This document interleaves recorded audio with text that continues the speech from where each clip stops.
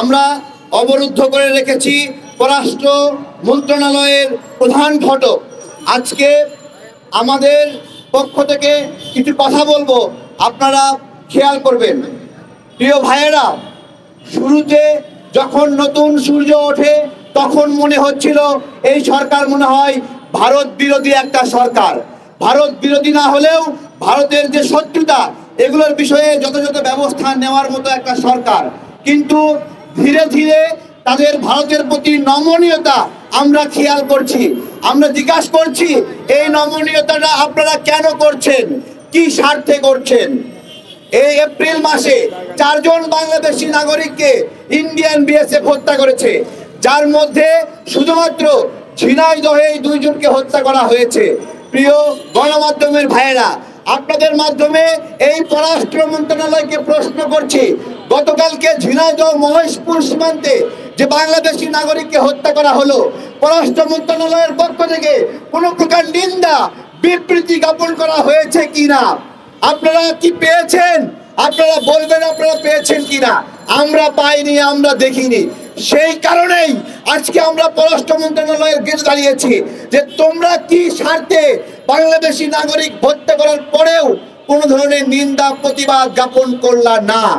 আমরা শুধু তাই নয়, আমাদের স্বরাষ্ট্র মন্ত্রণালয়, এর আগে একজন স্বরাষ্ট্র উপদেষ্টা ছিলেন, এখন আরেকজন আছেন, এখন 2 জনই বলেছিলেন যে এখন আর ভারতকে পিঠ দেখায় চলবেন না, আমার বিজিবি পিঠ দেখায় চলবে না।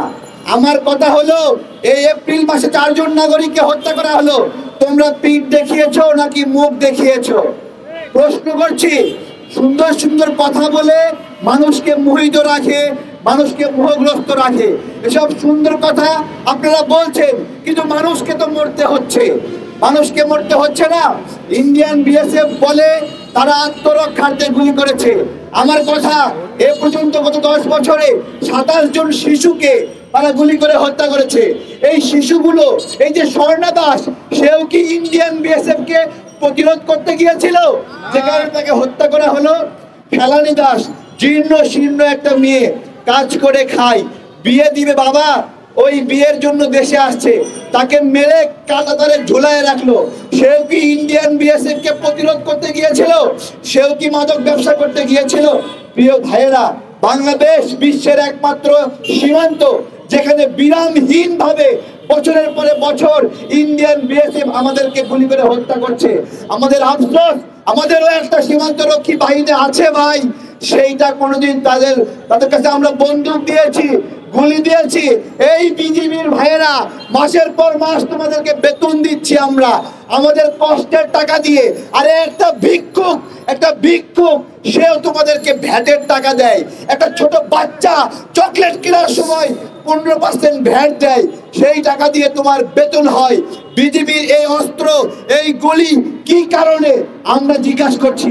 আমরা তোমাদেরকে আর বেতন দিতে বাধ্য নয় যদি ওই বন্দুক, ওই গুলি, ওই অস্ত্র আমাদের কোনো কাজে না লাগে। এই বিজিবি গণঅভ্যুত্থানের মধ্যে বাংলাদেশের ভিতরে ঢুকে বাংলাদেশের নাগরিককে হত্যা করেছে, গুলি করেছে, হাই রেঞ্জের গুলি করেছে।